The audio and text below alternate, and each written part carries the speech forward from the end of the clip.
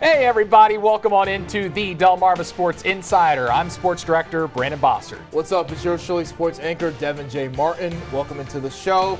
It's playoff edition of the Delmarva Sports Insider, Brandon. Such an exciting week of action packed into one show tonight. Playoff edition for DSI tonight. What's better than watching one of our teams battling for a chance to get into a championship game, Devin? Yeah. I don't know. Not much. Well, how about two of our local teams going head-to-head with a spot in the championship on the line? Can't lose. I mean, we can't lose. See a Bayside championship team in that girls lacrosse championship. We definitely will, and that's exactly what we got tonight. It's actually a rematch of the Bayside championship in the 2A girls lacrosse semifinals. The only way it could have been better if they were both on the opposite side of the brackets and if they both won to be in the championship game was fantastic. So let's see what happens tonight. Yeah, it's Decatur and Queen Anne's up in Stevensville. Who's going to the state title game? The Lions not wasting any time at all getting on the board. You blink and you miss it. The Lions go up 1-0 just like that.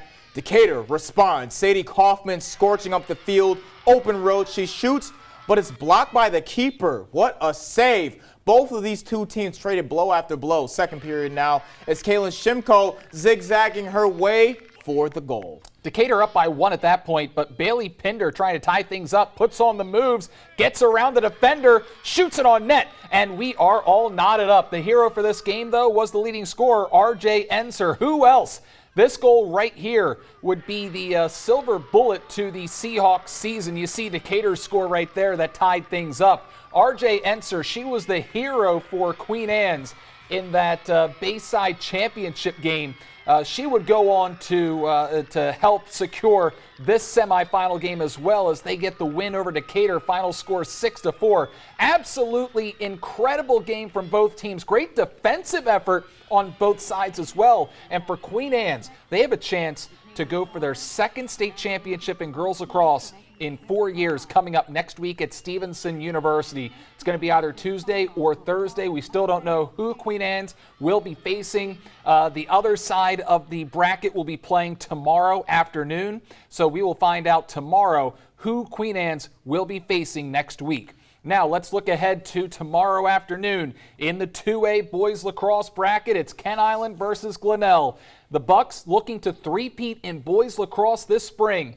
This team may have lost Casey Heath, who's one of the most accomplished athletes in Kent Island high school history, but they still have so much veteran leadership, such as Tucker Claxton and Owen Wino, and of course, Micah Quinn, who has been on both the state championship squads last 2 years. We just watched him put up 8 goals in the conference championship game. They'll face Glenelg, the 3 seed, tomorrow. Yeah, this is footage from, and we're going to move on. Yeah, this let's is get that VO up on the screen right now because we had some Decatur boys lax video. There you go. Yeah, that's their win, footage from their win over Decatur in Berlin just a couple days ago. This was a good test for the Bucks because after their big win over Easton, the Bucks kind of came out flat for a bit. Yeah, and you're watching Decatur score the first few goals of the game right there. But then this is where they really rallied, and they'd win this game going away, Brandon.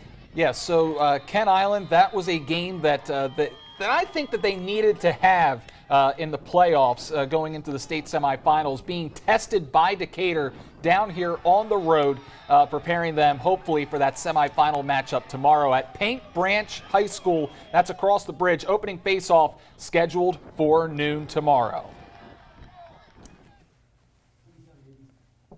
And, of course, go ahead and follow us on 47ABC's WMDT Sports social media pages. You can stay updated while we're at these games in real time. Now let's turn our attention to baseball. We have a handful of teams fighting to advance to the Final Four. Out in Berlin first, scoreless ball game in the 4th inning when we pick things up. Decatur going out there and trying to get into the state semifinal. Let's see if we can get that video up for you now because it was a fantastic effort by the Seahawks out there on their home field.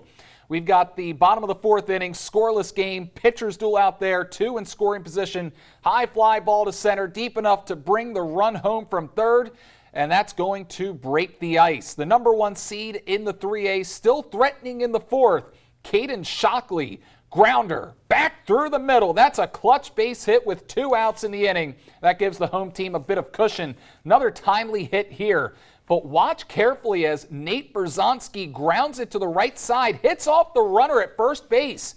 That's a dead ball out. The runner at first is out. Everyone else is safe, including the batter. Seahawks led 3-0 at that point. More than enough runs for Lucas Loring, who went a complete game, 112 pitches. He earns the shutout victory. Decatur will play Chesapeake and Arundel in the state semifinals. Now, we got to move down in the 1A. 2 Bayside South rivals meeting up in the state quarterfinals. Colonel Richardson, you see the score on your screen. They take it over Mardella 3-2. Jordan Rigluski, Brandon, was the man of the hour. It was tied 2-2 in the final frame. 2 outs, and he ripped a double to walk it off for the Colonels. He is clutch. Yeah, he is clutch. And he was also the starting pitcher for that game. Yep, and so now the Colonels will face Brunswick in the state Final Four. Brunswick defeated Liberty 5-2 earlier this afternoon on the other side of their matchup on the other side of the bracket. So thanks to some strong pitching by Tyler Lowry. So the game will be at Tuesday at McCurdy Field in Frederick, so that's going to be also across the bridge for our local team, but they're still alive as well. Yeah, and Decatur is also going to play on Tuesday in that 3A state semifinal game against Chesapeake and Arundel. And now to the 2A,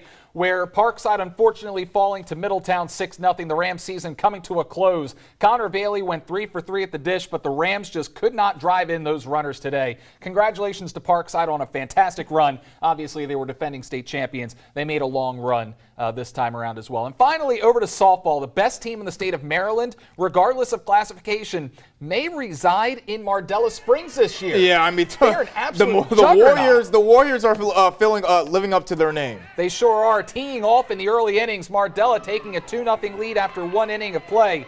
Pitching, locking things down until the Warriors would break things open in the third. The big bats, the number 3 hitter, Cameron Dorr, launches it way back and over the center field fence for a 2-run bomb. She opened the floodgates for this team. The cleanup batter up next, Ava Twilley. My goodness, this was a bomb from the sophomore. Nearly cleared the back fencing to the parking lot. That made it 6-0 in the third. Pitching was phenomenal. Hayden Adkins keeping Bo Manor off balance all afternoon. Brandon, they have a monster 1-2 punch. Her and Twilley are crazy on the mound for the Warriors. They sure are. They 10-run rule Bo Manor in the quarterfinals. They now advance to the 1A state semifinals. This team is absolutely legit. Brandon, I would say they're more than just legit. They haven't lost a single game all season, and I'm going to go on a limb here. I think they're going to win the chip in the 1A. I don't think that's going out on a limb at all. What are you talking about? They're undefeated. They just took care. North Dorchester was the state champions. Yep. So North Dorchester couldn't score a single run on them in 3 games. They're fantastic this year. Yeah, they sure are. Now let's get to the 2A. Brandon, obviously in the quarterfinals, Decatur taking on Huntingtown, but not as good of a result. They lose 11-1. Seahawks go on the road and fall in 6 innings, but a great season for Decatur, who are once again the region champions. They had a fantastic year overall, even with the loss. They did go 14-4, so congratulations to the Seahawks. Not the end that they want, but still a very successful season. Yeah, and Mardella is going to take on Allegheny on Tuesday at 4 o'clock. We already know about the start time for that game, so that's going to be on Tuesday. That'll do it for the A block. We're calling our first time out, but when we return, Laurel grabbed the early lead in the Henlopen Baseball Championship today. Could the Bulldogs hold off Sussex Tech? That and more coming up next on DSI. This is Rich Farrell from Stephen Decatur High School, and you're watching Delmarva Sports Insider.